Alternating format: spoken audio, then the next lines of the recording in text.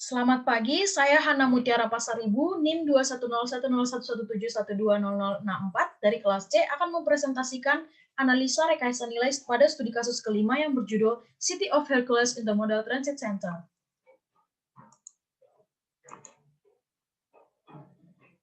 Garis besar pembahasan dari presentasi ini yaitu deskripsi proyek, tinjauan studi VE, lingkup pekerjaan VE, dan rekomendasi VE. Deskripsi proyek. Proyek ITC dibangun sebagai pusat intermoda yang terintegrasi dengan berbagai macam akses transportasi publik seperti kereta, bus, dan kapal feri. ITC ini berlokasi di kota Hercules, California, Amerika Serikat, tepatnya di sebelah tenggara dari garis pantai Teluk San Pablo. Melalui pembangunan ITC di kota Hercules ini, diharapkan penggunaan transportasi publik semakin meningkat dan mengurangi kemacetan. Studi VE dilakukan pada tanggal 30 Maret hingga 2 April 2010. Berikut gambaran dari rencana untuk pembangunan ITC di kota Hercules. Selanjutnya tinjauan studi VE. Tim VE dibentuk untuk meninjau desain dasar proyek Hercules ITC dengan teliti dalam perekomendasian penghematan biaya sesuai tujuan dan sasaran proyek.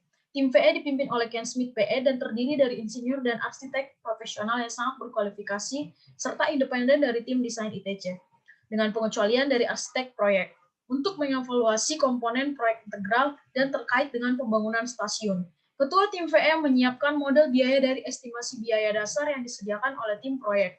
Model disusun untuk mengidentifikasi elemen konstruksi utama atau kategori perdagangan, perkiraan biaya perancang, dan persen dari total biaya proyek untuk item biaya signifikan. Model biaya jelas menunjukkan pendorong biaya untuk proyek dan digunakan untuk memandu tim VE selama studi VE. Selanjutnya kita dapat melihat biaya dari total proyek tersebut sebelum dilakukannya studi kasus VE dalam bentuk diagram batang. Selanjutnya, lingkup pekerjaan pada pembangunan fase pertama. Transit loop, jalan rel, bangunan stasiun 1, 2, dan 3, bait rail, dan restorasi sungai Refugio.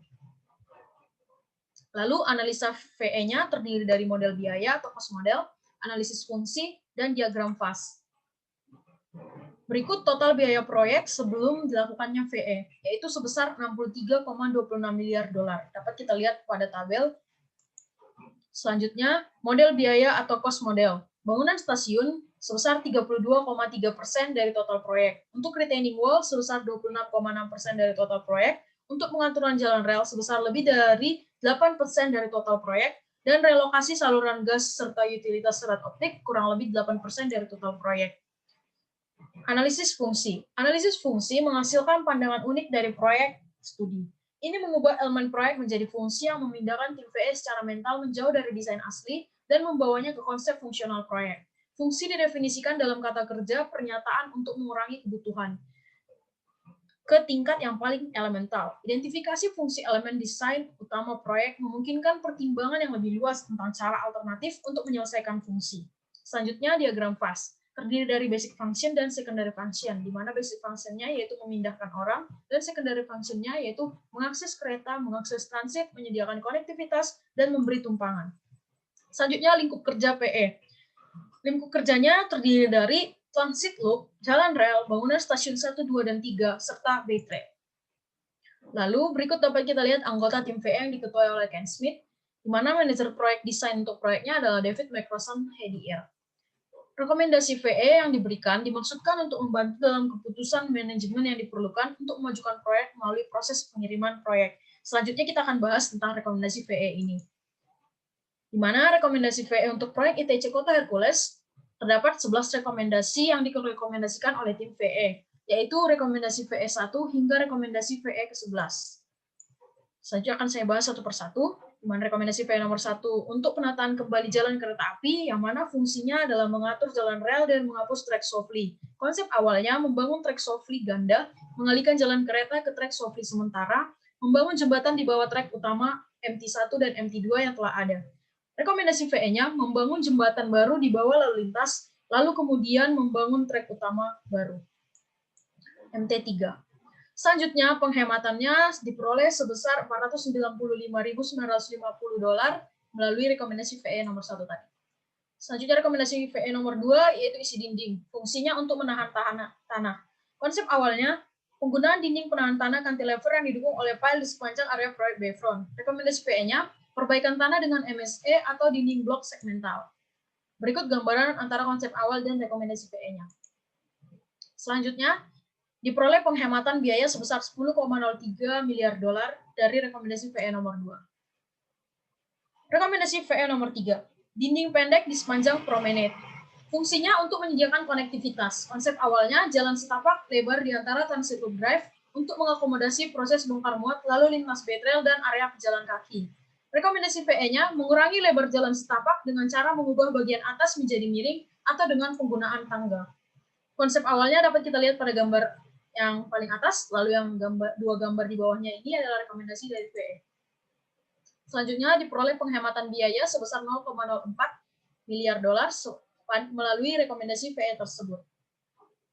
Rekomendasi PE yang keempat yaitu peron atau platform pusat. Fungsinya untuk mengakses kereta. Konsep awalnya platform kereta tersusun dari slab beton cast in place dengan tebal 10 dan lebar 35, juga disupport oleh balok beton dengan lebar 2 sampai 6 dan kedalaman 1 hingga 8, berjarak 20 per atau dia bervariasi gitu tergantung dari rangka fondasi bangunannya.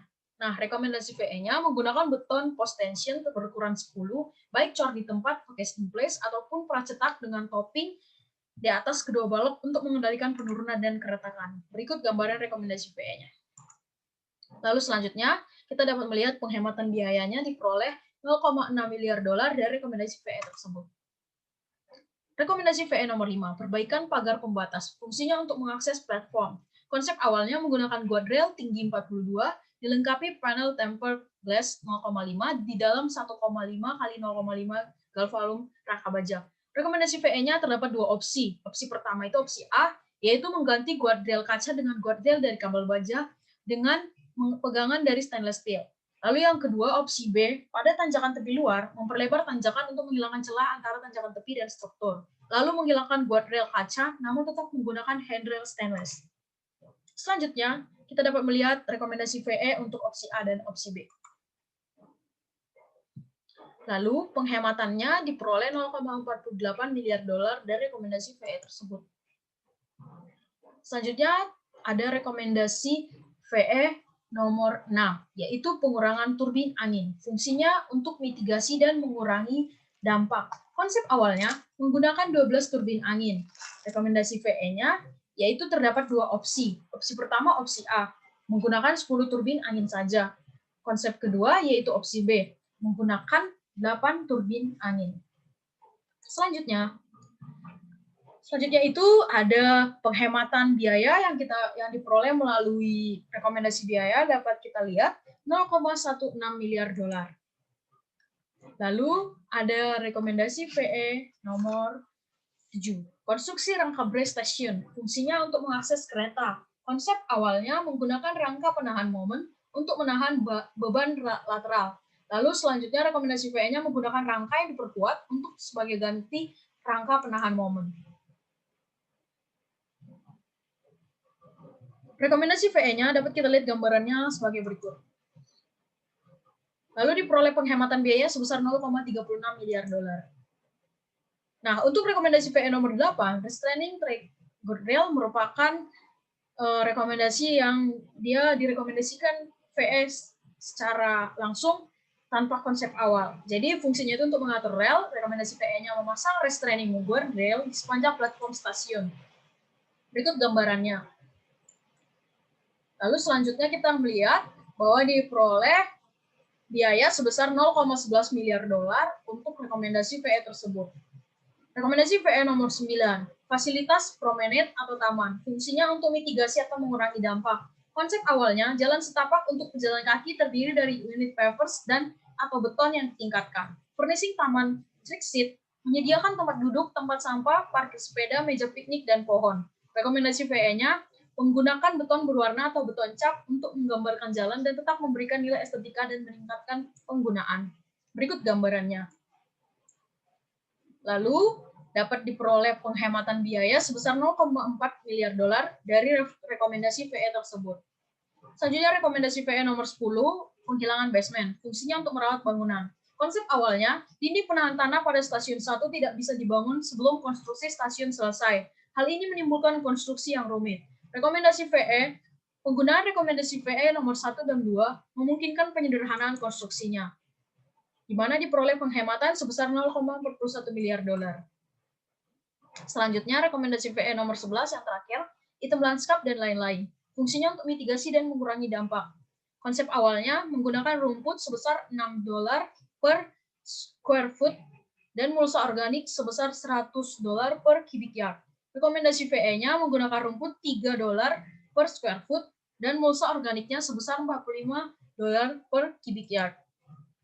Nah, diperoleh penghematan biaya sebesar 0,13 miliar dolar. Total penghematan biaya dapat kita lihat pada tabel berikut ini, dari rekomendasi VE nomor 1 hingga rekomendasi VE nomor 11, di mana sebelumnya biaya konsep desain aslinya itu adalah 63,26 miliar dolar, tapi setelah diadakan VE, maka total biayanya sebesar 50,21 miliar dolar. Jadi ini sangat menghemat ya, kita lihat. Nah, sekian presentasi yang dapat saya sampaikan mengenai studi kasus kelima. Kurang lebihnya mohon maaf apabila ada kata-kata yang salah. Terima kasih untuk waktu dan perhatiannya.